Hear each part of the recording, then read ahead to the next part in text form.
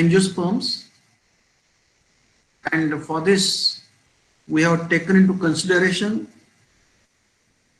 the two different aspects.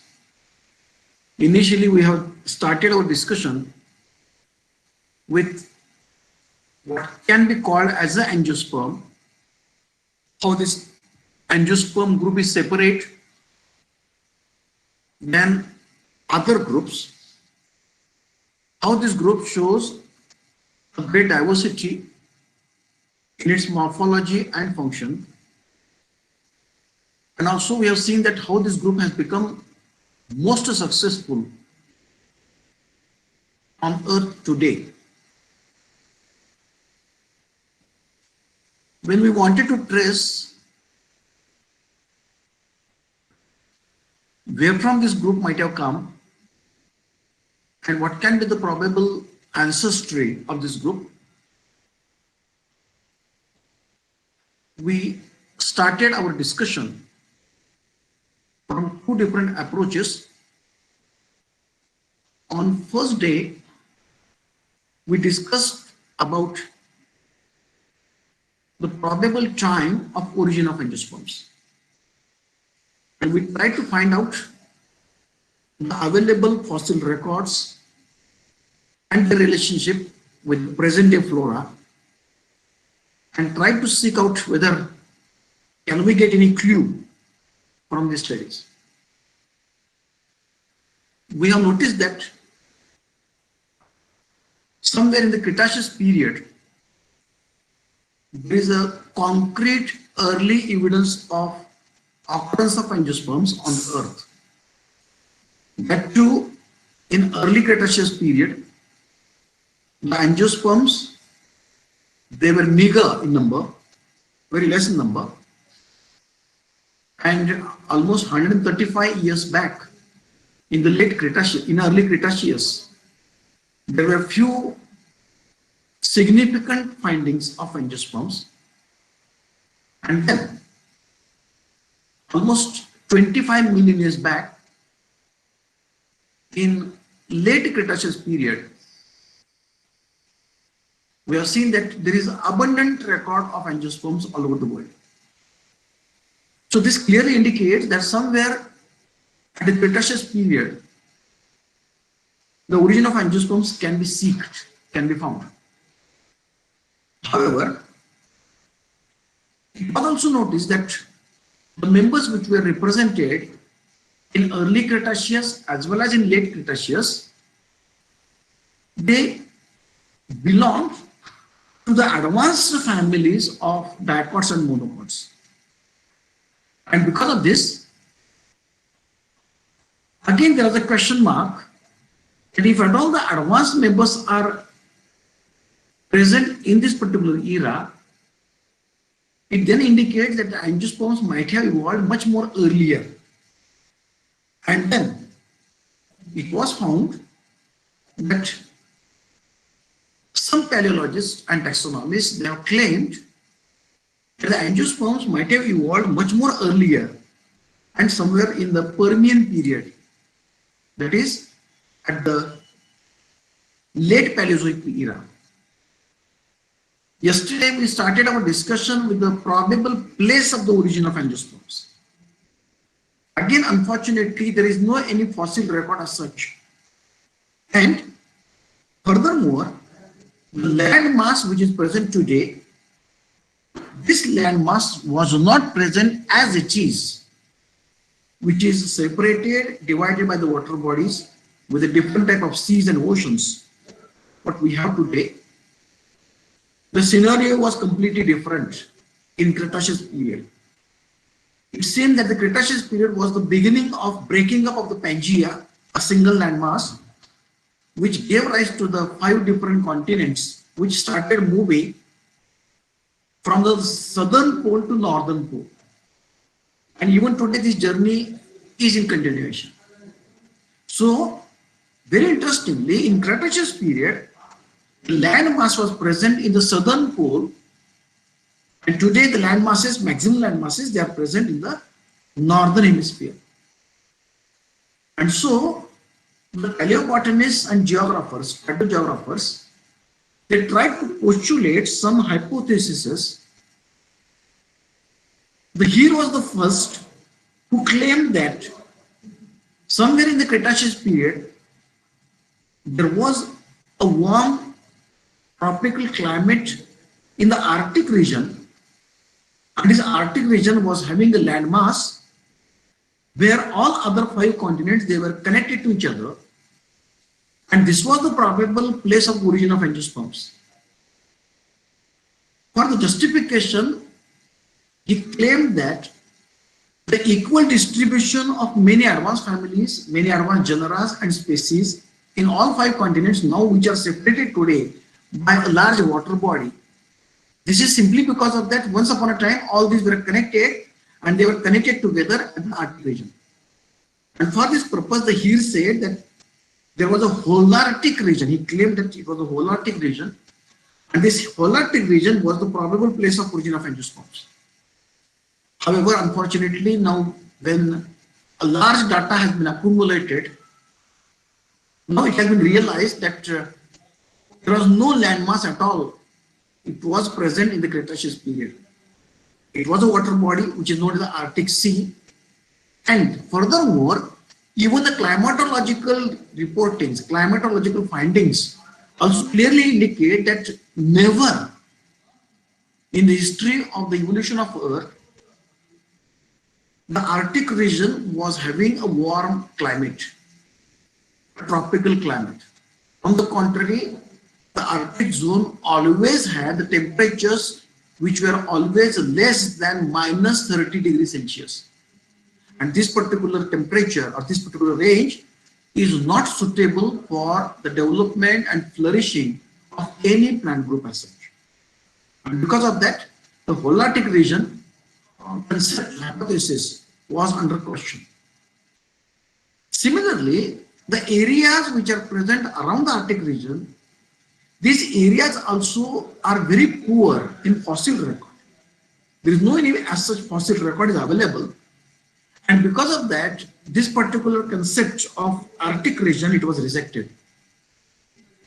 Later on, the Hellier and Saporta and many others, in the 19th century, they proposed that during this shifting of the continents, there was a landmass which is now the basin of the Pacific Ocean. And this landmass, they called it as a hypothetical landmass known as a Pacifica. They said that this was the 6th continent which was present. However, somewhere in the Mesozoic period and after that, because of the movements which took place on the Earth's plate, this whole landmass was submerged in the water body, and today it is present as a basin of the Pacific Ocean. And for that purpose, he claimed that this was the region where from the angiosperms might have evolved, originated from this place, and they might have spread everywhere. This was because of the fact that all the major 3 continents like Asia, Australia, Europe, and to some extent then America, they are geographically associated with the Pacific Ocean. It is very true that the European zone is much more separate, but the European landmass is that way connected to the Asia. And because of that, it was assumed that if at all the Pacific Ocean might be the place, it may be carrying out the cradle of the angiosperms. That is, it might be carrying out the maximum number of primitive forms or primitive families of the angiosperms. Now, obviously, as far as today's present distribution and spread of the angiosperms is concerned, it has been identified that the northeastern zone of Asia, which includes the eastern part of India, Indonesia, New Caledonia, Fiji Islands, and the region which is going up to the New Zealand and Australia, These are particularly rich in many primitive families. Most of the primitive families, they are again present in the endemic form. They are not widely spread. They are present in the endemic form.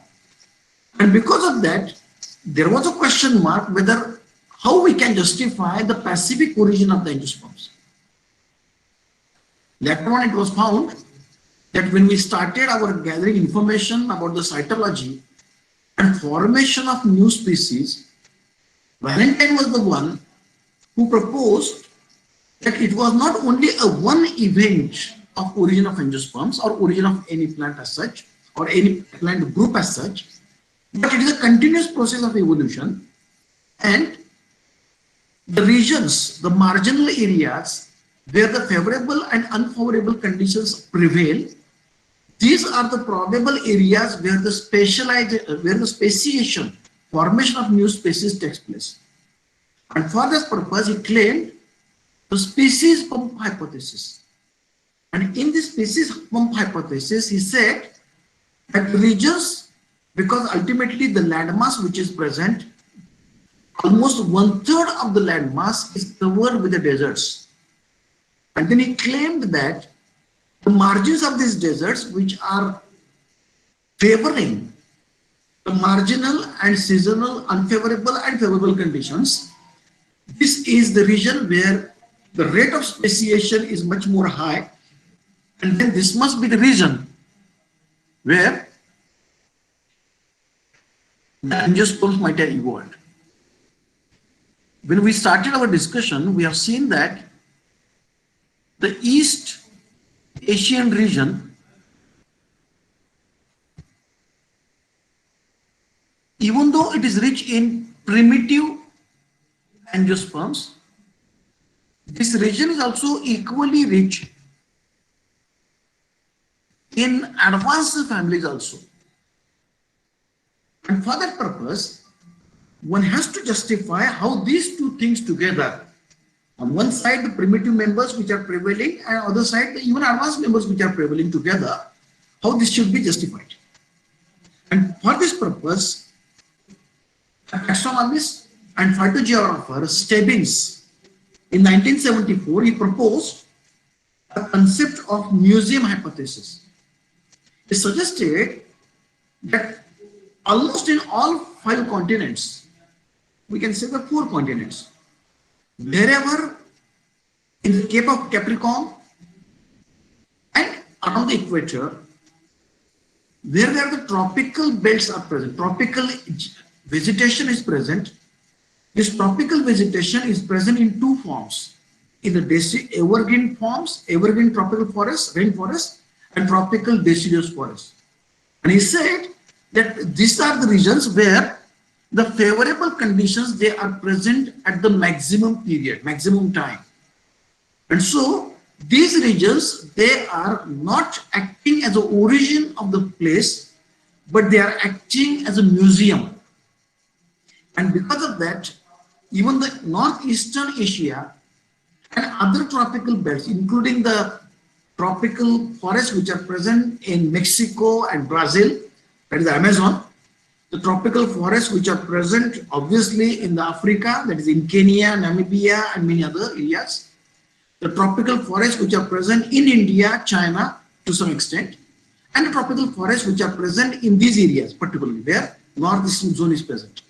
That is the eastern part of India, Indonesia, Bangladesh, Fiji Islands, New Caledonia, and many others like Thailand and all these small islands which are present together. These are acting as a museum areas where the primitive as well as the advanced genera, they are being preserved. And for that purpose, he said that as the evolution is the elastic form, we have to trace not only through the only fossil records, but for that purpose, we have to take the hand of how the genetic evolution is taking place, how the cytological evolution is taking place, and at the same time, how particularly the developmental botanical evolution is taking place. Progress is taking place. That's why he said that evolution is taking place at 2 different levels. One, to obtain the complexity, and second, to remove the complexity and to obtain the simplicity.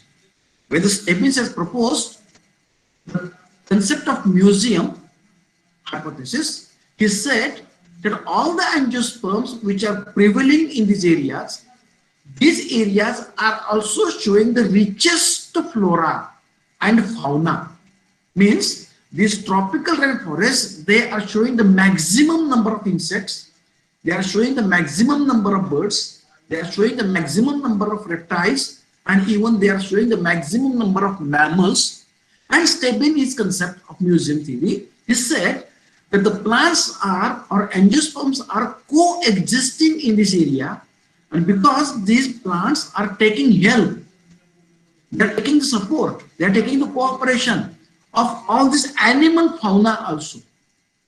And because of that, in angiosperm, particularly in the tropical angiosperm or tropical vegetation, the pollination mechanism, the fruit dispersal mechanism, the seed dispersal mechanism, the seed germination mechanism, and also the ecological alterations, modifications, and changes which are taking place, they are making the angiosperm successful in the given areas.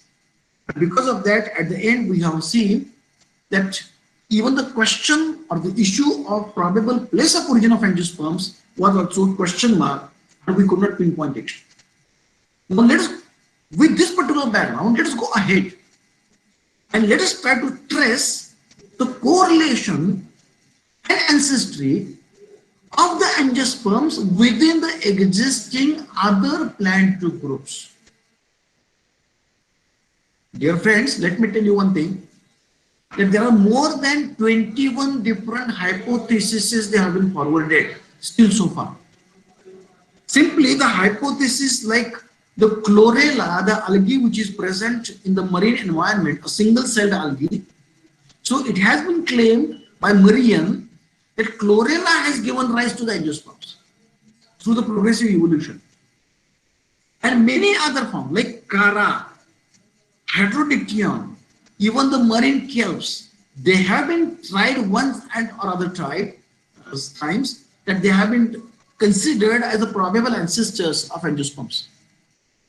However, sticking to our syllabus, we'll be considering three basic theories which have been forwarded and which have obviously got an attention of all the botanists and taxonomists today. One, obviously we'll be going for these theories one by one. The first theory is a Nathaniel theory, that is group Natales of gymnosperms. You know well that Natales group is the most advanced group of gymnosperms, and the Natales group is present today.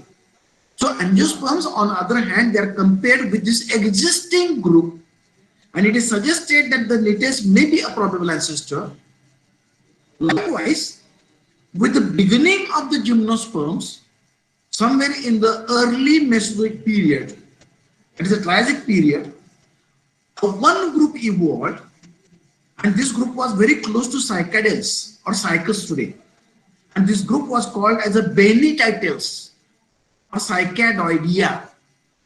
Means the particularly stem of this particular plant was very similar to the cycas.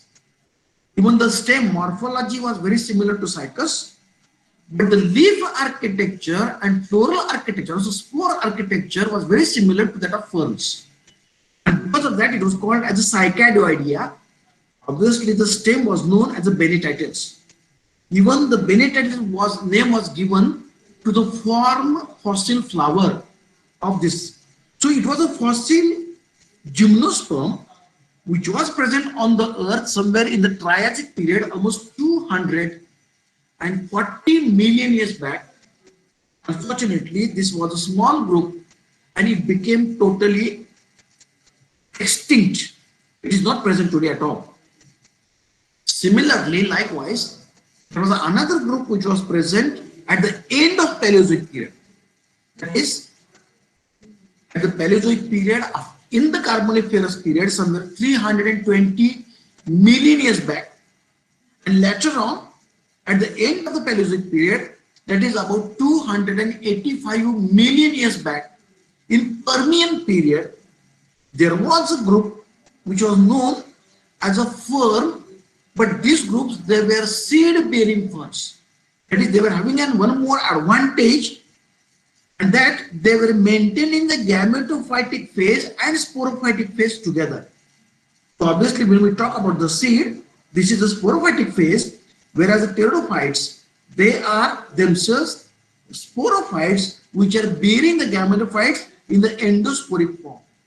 So pteridosperms was a one step ahead, 1 foot ahead of pteridophytes which were bearing the seeds within them. And these groups, they prevailed in Carboniferous period as well as in the Permian period. Unfortunately, at the end of the Permian period, somewhere at the 280 million years ago, the first mass extinction took place because the largest asteroid hit to the Earth and almost 90% of the population was removed on the Earth. And at that time, there was another issue which took over. And that issue was completely overtaken of the landmass. That is, the landmass had the forests of these pteridophytes, of these ferns, and these whole land masses, they were buried. And today you will find that in all 5 continents, we are finding a large number of natural gas. We are finding the coal mines, and all this coal or all this natural gas is nothing but these are the primitive pteridophytic forests which were existing once upon a time on the Earth. And they got buried, and because of that, this particular area which is showing such a type of ferns, this is also identified because these ferns, when they got buried in the soil, because of the heat and because of the absence of the oxygen, all these all these plants, they got converted themselves into a carbon. And as these carbon mines are present everywhere, this period is also identified as a Carboniferous period. That is, it is a typical period in between 320 to 280 million years back. This period is almost up to 30 to 40 million years, where almost whole Earth was covered with this forest. And this forest, they were containing the pteridophytes as well as they were containing the pteridosperms, another group that is seed-bearing plants. So we'll be discussing these 3 probable ancestors. One, the Nitials, which is existing today, the Minitatils, which were the beginning of the Cycadidea, which gave rise to Nitials, and the last members of pteridophytes, that is pteridosperms theory. As far as the Nitials theory was concerned, or this theory is concerned, this theory was proposed by the Wettstein. Now, Richard Wettstein was a Swedish botanist, and he was following the Eichler's system of classification. Obviously, he was a good friend of Engler also, and it's Wettstein at the time he has proposed his own classification system. So the Wettstein has rearranged the Eichler's system of classification, English system of classification, and he firstly emphasized a very close relationship of the Nitials group of gymnosperms with the angiosperms. Dear friends, Nitials group is the most advanced group of gymnosperms. Today, the Nitials group is consisting of 3 genera. One is Nichum, which is very common with us. The another genus is the genus Welwitschia, which is present in the Gobi and Sahara desert. It is a succulent plant, dry succulent plant. And the third is the Ephedra, the plant which is growing in the temperate region, which is very much rich in Tibet, it is rich in Nepal, it is rich in northern Himalayan zone, and also this particular Ephedra is also present in the Chinese province, that is towards the far end of the Himalaya. Later on, Margraf and also the Fagerlind, they also strongly proposed the Nitials theory and their relationship with angiosperms. They supported this and demonstrated that the morphological homology, similarity between the flower of living angiosperms, obviously they were trying to compare this with the Magnolia, and Nitials group, especially the Ephedra and Welwitschia, they are closely related. Remember, that in Ephedra and Welwitschia, both are having bisexual flowers. Whereas in the Nichum, the flowers are unisexual, the cones are separate, and the plants may be monoecious or dioecious. And because of that, particularly in the Nichum, the flowers are unisexual, whereas in Ephedra and Welwitschia, the flowers are that way bisexual. And because of that, they also claimed that these Nital subgroup and the primitive angiosperms. The primitive angiosperm means the angiosperms from which the Reynolds group might have evolved. And for that purpose, they called this name as a pro-angiosperms. So remember, the pro-angiosperms concept is again a hypothetical concept. It is assumed that the earlier angiosperms were looking like this and they were having these characters.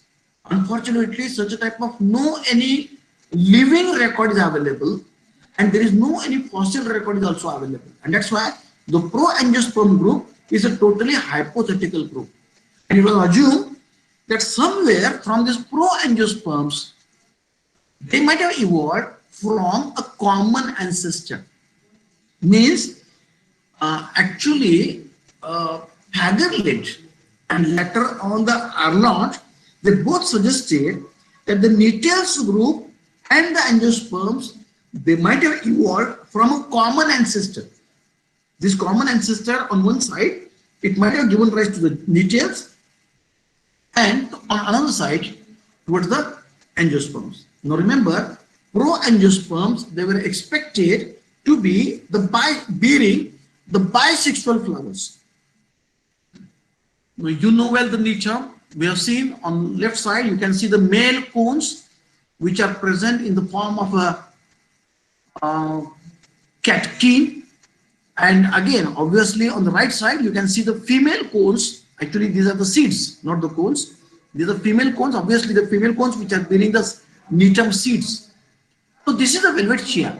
Actually this figure has been taken from the Namibia desert, and you can see actually these are continuing, these are bearing the bisexual flowers, but the flowers appear one after another. That is the same flower, the same plant produces the microsporophylls at the early stage, and later on they will produce the megasporophylls. So you can see that two images are there. On left side you can see obviously the megasporophylls which are branched and they are containing a large number of microsporangia. Similarly, on the right side you can see the megasporophylls of the female cones which are bearing the female megasporangia. Obviously they were containing the ovules. So you can see this a sketch which is giving you the idea how the male cone and female cone both are bearing the microsporangia and megasporangia. Now this is the Ephedra, and this Ephedra is coming from the China. Ephedra is one of the most important, medicinally important plant, because it has been assumed that Ephedra is containing the specific alkaloids, and these alkaloids are very much useful in actually reproductive cycle of the females. And because of that, in many of the drugs where the sterilization or sterility has to be removed, the ephedrine alkaloid is used. Similarly, ephedrine alkaloid is again having one more importance, and that it is purifying the blood. And because of that, in all drugs which are used for controlling the BP, the ephedrine alkaloid is present. So this is the Ephedra, which is again, you can see that it is showing the bisexual cones, which is containing the male and female flowers together. Very interestingly, why this group was compared, the Wettstein had shown this particular image. See, on the left side, I am having the nichum LS of the ovule. Obviously, it is nothing but it is the earlier seed structure, a female gametophyte. And obviously, on the right side, it is the angiosperm ovule. So when we are talking about the ovule, both are nothing but these are the megasporophylls. Now remember, as far as the nichum is concerned, the female gametophyte of the nichum was multicellular, whereas the female gametophyte in case of angiosperms it is 8 nucleated. It is limited. It is not cellular.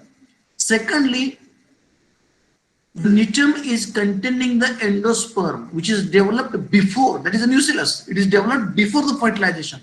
In angiosperms, there is nucellus is present, but nucellus is developed from the megaspore. So it is a haploid structure. Very interestingly, the ovule, or particularly the female gametophyte, the archegonium, in nitum, a typical multicellular archegonium is present. Whereas in case of angiosperms, only a single egg nucleus is present, no archegonium is present. Then in nitum, the walls are present which are having the 3 layers. So it is having the 3 integuments. Whereas in case of angiosperms, we are having the 2 integuments, outer and inner integument. There is one more component, that in the female gametophyte of the nitum, there is a specific space for landing of the pollen grains or microspores, and that is called the micropyle tube or micropylar chamber. Unfortunately, such a type of chamber is totally absent in angiosperms. On the contrary, in angiosperms, we are having an additional specialized structure, and that is the style and stigma. The pollen grains, they appear on the stigma, they germinate, they produce the pollen tube. This pollen tube moves from the stigma to the style, and then it enters into the embryo sac. So obviously, when we talk about the embryo sac, it is nothing but the female gametophyte. And because of that, the egg is present, or the egg nucleus is present in the female gametophyte. And because of that, these 2 aspects, that is the nitum ovule on one side and angiosperm ovule on another side, they are compared as a basis, as a fundamental component of these 2 groups together. But dear friends, let me tell you one thing, that in one way, the nitum ovule is much more primitive from the morphological point of view, whereas the angiosperm ovule is much more advanced. There is one more difference, and that is a major difference, that nitum ovule is directly born in the megasporophyll, and the megasporophyll is born in the female cone. In angiosperms, the ovule is present inside the ovary. So there is a specialized structure, ovary is present, and this ovary is giving rise ultimately to the fruit. So no such a protective additional layer is present in the nitum, which is present in angiosperm. And that's why in angiosperm ovule, even though it is compared with the nitum ovule, on one side, nitum ovule is showing the primitiveness, whereas the angiosperm ovule is highly specialized, and it is also having an additional structure, and that structure is called as an ovary wall. And because of that, the ovules are embedded in the ovary. So obviously, there is one more difference, and that difference has to be studied in the megasporogenesis, that is development of female gametophyte. Remember that in the natal subgroup, the 4 megasporangia, the 4 megaspores which are formed, which are obviously haploid in nature, all these 4 are functional. These 4 are contributing equally for the formation of an ovule. Basically, the basal 2 ones, they are contributing for the formation of a nucellus. However, in a case of angiosperms, when the reduction cycle taking place, the meiosis is taking place, the 4 megaspores are formed, but in all angiosperms, out of the 4 megaspores, all the 3 megaspores, they degenerate, they distinguish, they die out, they do not sustain, they do not remain. Only one apical megaspore, that becomes functional, and that single megaspore provides or produces a single female gametophyte. So obviously, as far as the nitum is concerned, from embryological point of view, the formation of an ovule is a polysporic development, whereas in case of angiosperms, it is a monosporic development. So this is developed from the many spores, there is 4 spores, whereas in angiosperms, it is developed only in the 1 angiosperms. When we go ahead, there are several resemblances, commonness. The leaves of nitum, obviously you have seen the nitum collection in our excursion tours. The Nitum's leaves, they are very much similar to the dicot leaf. So the leaves of Nitum, they are typically net-veined. Net-veined means they are dicotyledonous ones, and they are resembling with that of a dicot angiosperm. On the other hand, the Ephedra is having the leaves which are very similar to that of conifers. That is, the conifers is nothing but it's a coniferous group of the gymnosperms. So the Ephedra and then Welwitschia both are having the leaves which are similar to the gymnosperms, whereas the Nitum is having the leaves which are similar to the angiosperm by ontogeny, by development. Also, in Nitum, there is central single midrib, and also they are producing a highly reduced spike-like leaves in case of Ephedra. On the contrary, in case of angiosperms, you know that the leaf structure is typically having a laminar nature. All the three members of nucleus, the seed basically it contains two cotyledons. That is, the seeds bear two cotyledons. Now this is a character. Unlike all other gymnosperms, Nitum wood or Nitum stem is showing the presence of vessels. But remember, there is one more characteristic feature, that Nitum vessel is showing the presence of single pitted thickening, whereas in case of angiosperms, the vessels which are present, they are showing a reticulate pitted thickening. Now, pitted thickening is the characteristic feature of gymnosperms, and reticulate venation or reticulate pitted thickening is a characteristic feature of pteridophytes. And so, even though both are showing the vessel architecture, the development is totally different in both these groups. So, obviously, the vessels are present in angiosperms. Now, there is one more character, that in primitive angiosperms, the vessels are absent. There are the families of Degeneraceae, the family Winteraceae, the family Trochodendroceae, and the family Cyclanthaceae. All these members are without vessels, whereas Nitum is having the vessels. So that way, the Nitum is much more advanced than the primitive angiosperms of present day. The inflorescence, obviously, they are unisexual, that is, they are containing either male cone or female cone, that is a megasporophyll or microsporophyll, which can be easily compared with the catkin type of inflorescence. And because of this single character, Eichler was the one who compared and suggested that the catkin inflorescence must be a most primitive character, and because of that, accordingly, he arranged all the angiosperms which were having the catkin inflorescence together. So obviously, in our discussion, we have studied that the apetally group, which is having the very simple flowers, unisexual flowers, which are containing either the stamens and carpels, they are born in the catkin inflorescence, which is very similar to the inflorescence which is born. Actually, it can't be called as inflorescence, it is called as a male cone or a female cone, which may be present in the form of catkin. In simple words, what is the catkin? Catkin is nothing but here the male, that is a megasporophylls, and the microsporophylls, they are born sessile. Whereas in case of angiosperms, they are having the pedicel, they are having the stalk.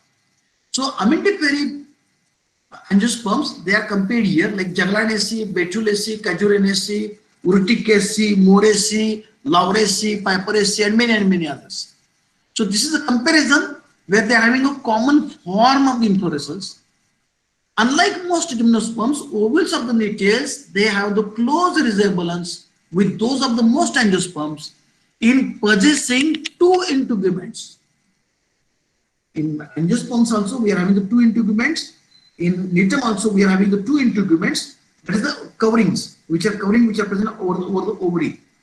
Now, the male flowers of Welwitschia are truly bisexual, and they show that they are derived by reduction of the female part. Obviously, they are bisexual, but the male cone, it contains only the microsporangia, and the megasporangia are sterile. Similarly, again, this is a character which is present in the unisexual flowers. The stamens of all the three genera, they are apparently very similar and close to that of the stamens of angiosperms. That is, the angiosperms are having the anther wall or anther lobes, and they are having the filaments. The female flowers of all these three genera, they are having two or more envelopes.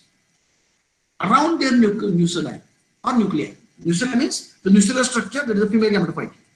So the female flowers, in other words, it is nothing but it is the assemblage of the female cone. So this female cone is having the envelopes. Now these envelopes can be compared with the number of bracts which are present in the angiospermic flower. And they are present around the nuclei. Obviously, nuclei is nothing but it is the reproductive component of the female microsporangium, megasporangium, and which has been variously homogenized with the perianth or the carpels of angiosperms. In all species of Nichum and Ephedra, the inner envelope around the nucellus forms a micropylar tube.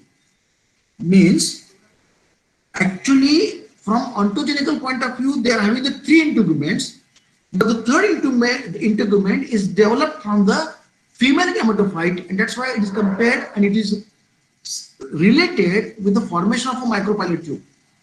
Maheshwari and Vasily in 1960, they have compared this situation with the open stylar canals of some angiosperms. Now, these open stylar canals are present. It is a characteristic feature of the family Nymphaceae. And this Nymphaceae can be compared because it is having a very extended large receptacle on which the single ovules are embedded without style and stigma. So obviously they are having the open stylar canals. So this is the characteristic feature which is present in primitive renals, especially in the herbaceous aquatic family Nymphaceae. So they are having some angiosperms are having the intra-ovarian germination of the pollen tube.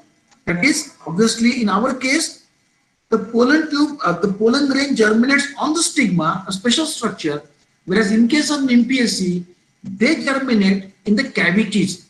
It is called the open stylar cavity. Such a type of cavities are also present in the nichum, which is known as a micropyle.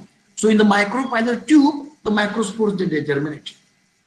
The gametophyte of the nichum and Welwitschia are greatly reduced, and it is very similar character to that of angiosperms.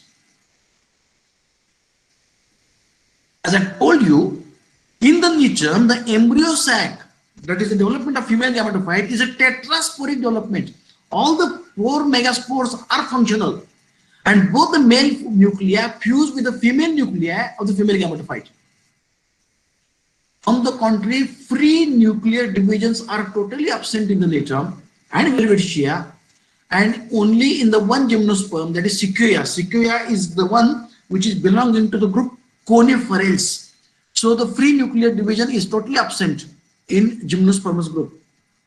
Very interestingly, when we are talking about the previous characters, remember in nichum, the embryo sac development is tetrasporic, whereas in case of angiosperms, the ovule development is a monosporic development. Only single megaspore is functional, and that is a major difference between the two.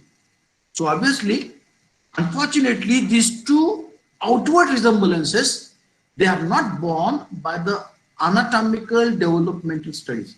So these two characters or this particular journey is not resembling to each other.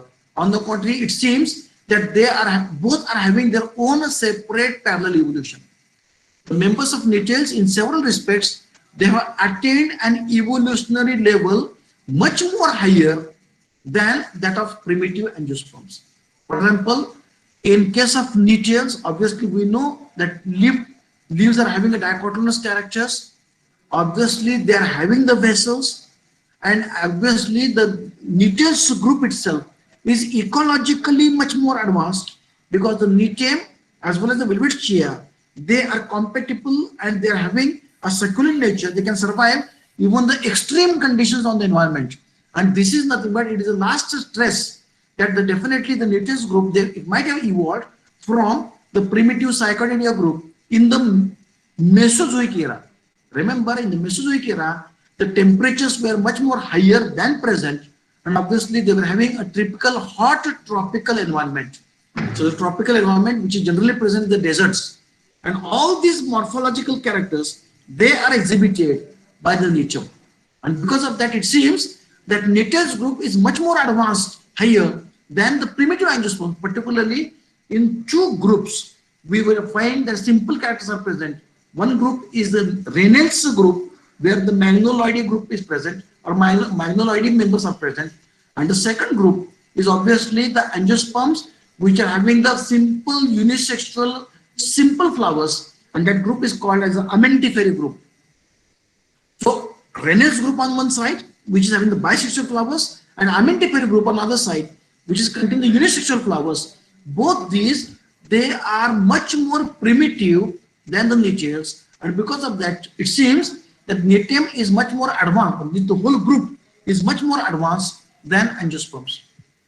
The same thing I have written here. For example, the Nitium, the nitales have the vessels in the secondary wood, while in a few genera of angiosperms, the vessels are without, the xylem is without vessels. Obviously, the genera is Venturaceae, Trochodendroceae, and many others.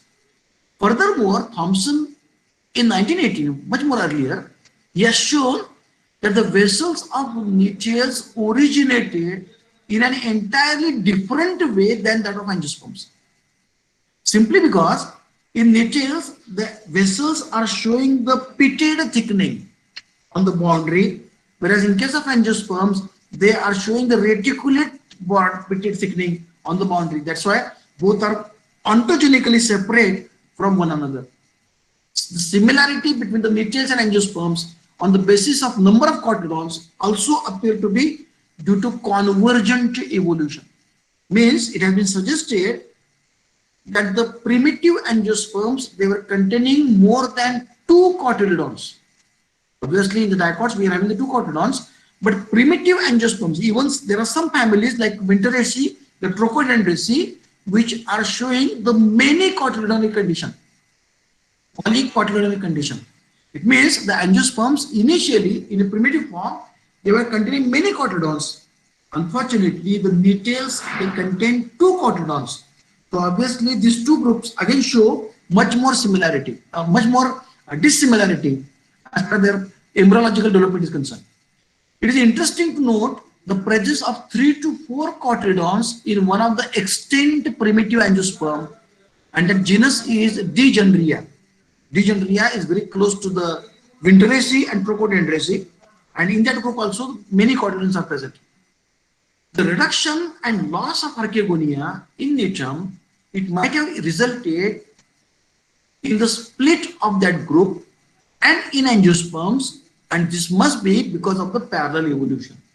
So what it indicates that the embryological development in both these groups, it has attained a maximum height because of the parallel evolution, co-evolution. In spite of certain similarities, the evidence of the vascular anatomy strongly refuses any relationship of the nitales and angiosperms together, and that's why both these groups are totally separate from one another.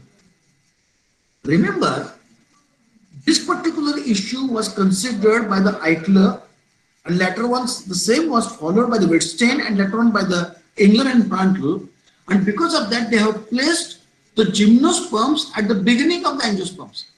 In their classification system, the Nitium were placed before the angiosperms, and it was suggested that the Nitium or the gymnosperms, they might have given rise to the angiosperms. Further, the ovule of the nitales is naked, and the nature of it, their envelope, that is coating, covering, is of uncertain origin, and these also differ in their general structure as compared to the ovule of the angiosperms. The ovule of angiosperms is bitegmic, it is having 2 walls, whereas in case of Nitium, it is a naked ovule because the integuments are developed from the female gametophyte. It is not developed from the megaspore. It is the part and parcel of the gametophyte. And that's why it is written that the nitales are having a naked ovules. According to Pant and Kidwai, the female gametophyte of the Nitium is unique in its structure. Obviously, the Nitium is growing in the dry areas, and because of that, this particular attainment, reproductive attainment, must be because of the ecological development. And this cannot be compared with that of angiosperms. Because of all these discussions together, similarities and dissimilarities, it has now been realized that the similarities which are present in the nitales group, they are superficial and they are not at all having any relationship with the angiosperms. And because of that, Though the nitales and angiosperms are showing the several morphological similarities, these similarities are superficial. Obviously, this must be due to parallel evolution at one individual level.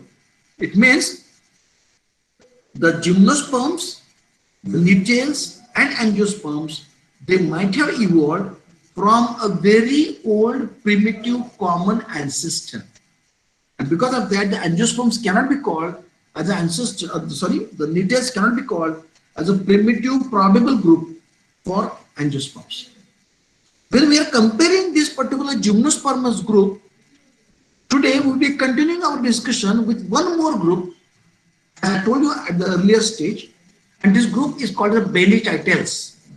So obviously this is called the Benititalian theory, or this theory is also got one name from Arber and Parkale, and that name was called the Anthostrobulus theory. Anthostrobulus theory means a theory of bisexual flower, of hypothetical flower which is containing both the sexes together, male and female.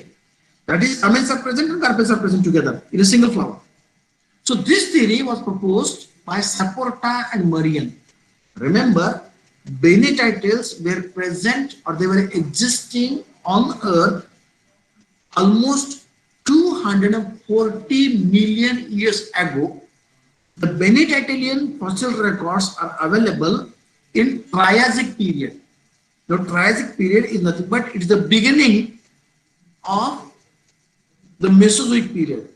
I will take a small halt here and show you the image of a chart which we have discussed earlier. Yes, this is it. So you can see here, we are talking about the nitales and angiosperms, and we say that the angiosperms might have, the records of angiosperms are present in the Cretaceous period, which is almost 135 million years back. And then actually the Benititales group, it was present in the Triassic period, that is beginning of the Mesozoic period. So as I told you, after the mass extinction, when the new groups, new forms originated in the warmer climate, this particular group which originated, it was very similar to the cycas, which was dry. So it was a gymnosperms. So the plants which were having their seeds, which were naked, and this was the trend they had taken up from the pteridosperms.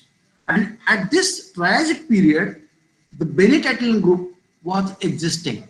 So Permian period is somewhere 240 million years back, where from the Benititalian records are available. Now what the record says? The records say that the Benititalian plants, they were having the stem, or what can be called a stalk, which was very similar to that of a cycas. They were having the leaves or fronds, which were very similar to the pteridophytes. But where they differed then? They differed in only one character. In Benititales, they were having the axillary bisexual cones. That is, the cones were born on the older parts of the stem.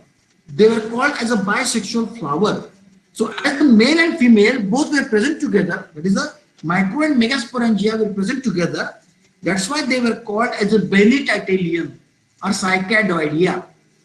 So the Saporta and Marian, followed by the Arber and Parkale, according to whom the Benititales, the extinct group of gymnosperms related to cycadophytes, beginning, that is the primitive gymnosperms, must be a responsible ancestor, must be the possible ancestor of the angiosperms. On the behalf of the resemblance in the structure between the strobili of the Mesozoic genus Cycadoidea. Now this flower is called the Cycadoidea. They are having the stout trunks. They are having the bisporangiate reproductive structure. That is the flower structure. It's called the flower, which is bisexual. Male and female are present together, and they are having the relationship, or they are having the relatives, the leaf-like structure, which is very close to Williamsonia.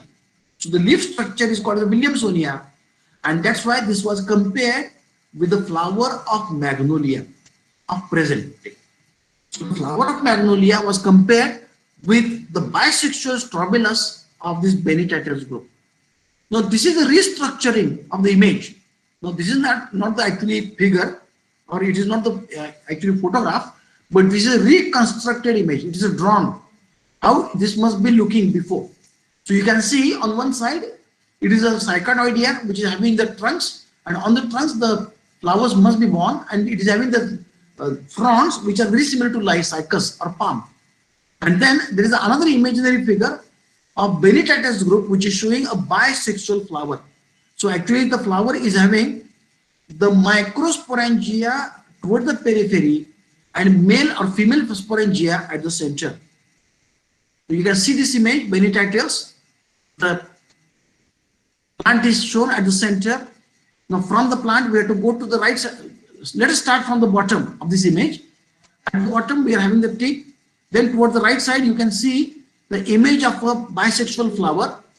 And this bisexual flower is having the microsporangia. You can see a single frond which is showing the many microsporangia they are born.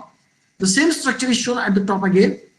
Then once you go inside, let us start toward the left side, and this left side is representing the female megaspore, and this female megasporophyll. And this megasporophyll, you can see it is showing the several cavities, and within this cavity the ovules were placed. And these ovules, they were showing the presence of micropilar cavity. So the right side image is nothing but it is the progress of microsporophyll, microsporangia, then obviously the microspores, and ultimately the right side, the left side, it is showing the megasporophyll, megaspore, female gametophyte, and obviously the ovule. So that's why the single flower or single strobilus, it's called the strobilus. It is because it was a woody structure, and because of that it is called the cone or strobilus. Now here this is compared with that of angiosperm. You can see the left image at the center. You can see the female megasporophyll. This female megasporophyll is containing female megasporangia. These megasporangia, they are containing the cavities, that is female gametophytes. And in the female gametophytes, the archegonia are present, or archegonia were present. Archegonium is nothing but it is a reproductive body. Similar, you can see toward the periphery, which is a very similar structure to that of Selaginella, which is showing the leaf-like structure, which is bearing the microsporangia. Now, obviously, this structure can be compared with a hypothetical flower of magnolia. What it indicates? This indicates that it is having a stalk, and on the stalk at the center, there are a female, obviously carpels are present, which are free, they are arranged on a conical thalamus, and surrounding to them, obviously the stamens are present. These stamens are lamellar stamens. And then these lamellar stamens, then they are surrounded by a very large number of involucre of bracts. Now remember, this large involucre of bracts character is very similar to the bracts or involucre which is present around the sunflower. Remember, this is not a directly image of a magnolia, but this is an image of a hemiangiosperm. Urban working, they created a hypothetical bisexual flower, primitive flower, and they called this name as a hemiangiosperm, and they felt that the hemiangiosperm on one side, it should be or it can be compared with the Benitatian bisexual strobilus. And because of that, these two groups, they were compared together. You can see the same image which has been drawn. At the center, you can see the female megasporangia, and then the microsporangia towards the periphery. Both these structures are bisexual, and they contain an elongated axis having the protective bract, an involucre. So microsporophylls and megasporophylls are arranged successively from the below to upwards. That is, they are showing the spiral arrangement, and it's called the spirocyclic arrangement, which is seen in the magnolia. The Benitatials, which first appeared in the Triassic period, and they became extinct towards the end of the Cretaceous period. So obviously there are no any records at all of this group later on. They were originally mistaken for the cycads. because they are very close to cycad. They are having the bud like a cycad. They are having the front like a cycad. And because of their cycad-like growth form, so development also was very similar. However, the reproductive structures of these plants and the presence of syndactylic stomata. Syndactylic means the stomata which are having the guard cells around them, which is a typical character of angiosperms. So the presence of syndactylic stomata, they have placed them, this particular group, in the Anthophyte clade. Anthophyte clade means the seed-bearing plants. The plants which are bearing the seed, that's why they have been placed in phanerogams. However, in spite of these superficial resemblances, the further studies have shown several differences. What were the differences? The microsporophytes or the stamens of the magnolia, they are free, we are knowing it, and they are spirally arranged on the central conical axis. But in Benititales, they were present in the whorled form, they were unconnected, they were fused, and many of the times they were connate. There is one more difference, that the microsporophytes, they were present in the Benititales, they were present on the abaxial side, that is, they are present over the upper surface. Whereas in case of magnolia and all other stamens, they are present on the adaxial surface, lower surface. So that is the basic difference between the two. The megasporophytes of the Benititales, they are greatly reduced, simplified, and they are stalk-like structures. And they are each is bearing a single terminal erect ovule, and they are surrounded by a large number of cellular female gametophyte. There are presence of sterile scales between the megasporophytes which were forming the cavities, and these cavities were called as a micropilar cavities. And this particular trend was further seen in Cycadales group or in Natales group also. Such a type of sterile scales are totally absent in case of angiosperms. But yes, dear friends, such a type of sterile scales, if at all they are not present, such a type of additional pseudo receptacular structures, they are present in the Nymphaceae family. And because of that, the megasporophyte structure can be compared to some extent with the extended and elongated free carpellary structure of Nymphaceae. And because of that, the Nymphaceae family is one of the important family from the primitive point of view or phylogenetic point of view. Now, this is supposed to be the sterilized megasporophytes. That is, some megasporophytes, they become sterile and they develop into sterile scales, making a provision for the microspores. Such a type of advanced correlation, such a type of advanced phylogeny is not present in angiosperms. So obviously these are protective in function, and that's why no such a structure, advanced structure, is seen in magnolia. Further, the micropilar tube, obviously where the microspores are supposed to be ending, they are formed in the ovules of the Benititales. They are totally absent in angiosperms. Because in angiosperms, the pollen grains, they are landed on the stigma, which is a special structure which is derived and which is a part and parcel of the ovary. Here in Benititales, we are talking about the ovule, that is, we are talking about the female gametophyte, whereas in case of a flower, actually stigma and style is a part and parcel of the sporophyte. So this micropilar structure is a gametophytic structure in Benititales, whereas in angiosperms, the style and stigma, this structure is a sporophytic structure. Again, the seeds of magnolia and other primitive angiosperms, they are present with a copious endosperm and small embryo. Now remember, in case of angiosperms, the embryo is a triploid structure and it is a post-fertilization process. Whereas in case of Benititales, the endosperm was haploid and it was born before the female gametophyte. Also, there was one more difference, that in case of primitive angiosperms, the endosperm size is large and embryo size is small.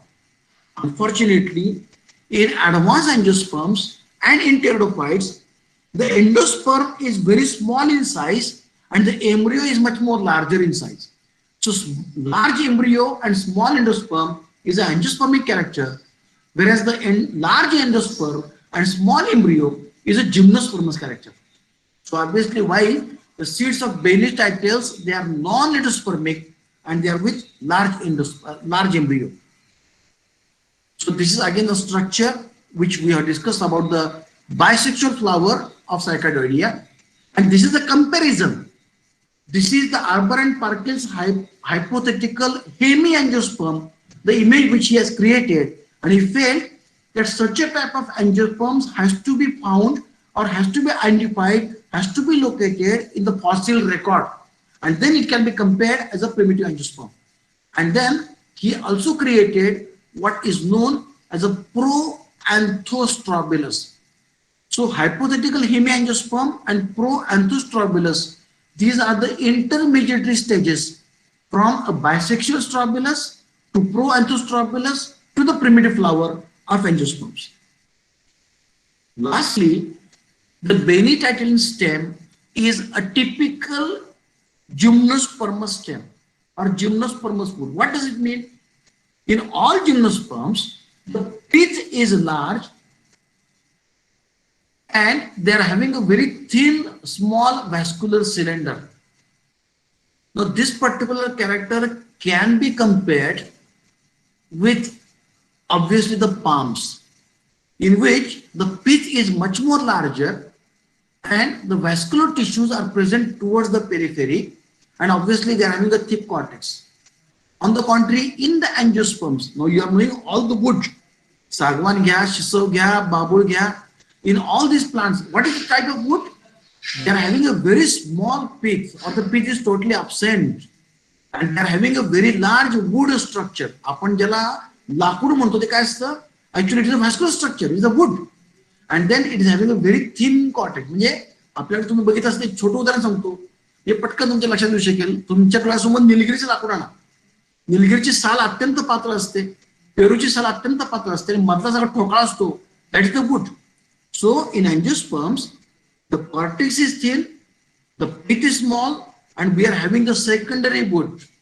On the contrary, in case of gymnosperms, the cortex is much more larger, the pith is much more larger, and a very thin layer of vegetative structure, thin layer of vascular tissue is present.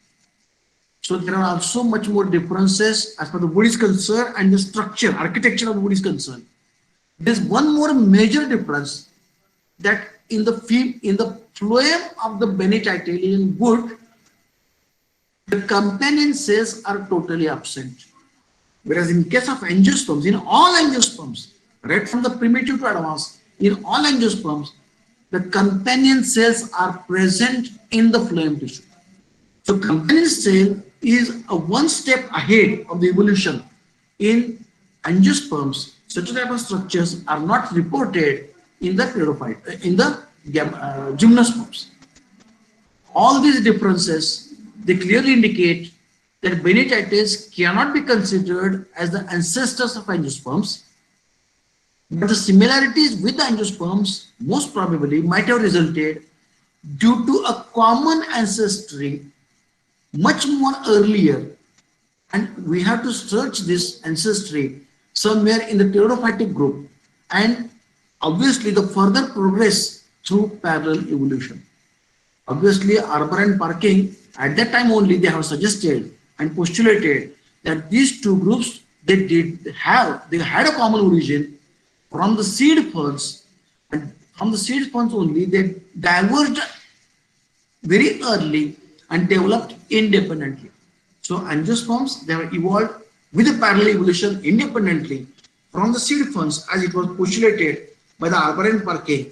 So what are the characters, what are the similarities, what are the dissimilarities, and how the pteridosperm group or the seed bearing pteridophytic group, which was present somewhere in the Carboniferous period, almost 300 million years back, they are having the ontogenical commonness, similarities with the angiosperms. That component we'll be discussing in our tomorrow's lecture. So with this, we have discussed today the two major groups of gymnosperms. We compared the angiosperms with the advanced gymnosperms like niches, and also we compared the angiosperms with the primitive cycadales group, Bainetitles, and we have seen the differences. Even though both showed some similarities, the similarities were because of the common parallel evolutionary characters. Unfortunately, they do not have any common origin or common ancestry together. And because of that, the Nitians as well as the Benichatians, they cannot be considered as a probable ancestors or probable originators of angiosperms. So with this, let's break and disperse. Thank you. Have a great day. Stay at home and take care. If at all there are any issues, any problems, any questions, any queries, you can ask me in the chat box, or you can report your attendance, you can report your presence in the chat box.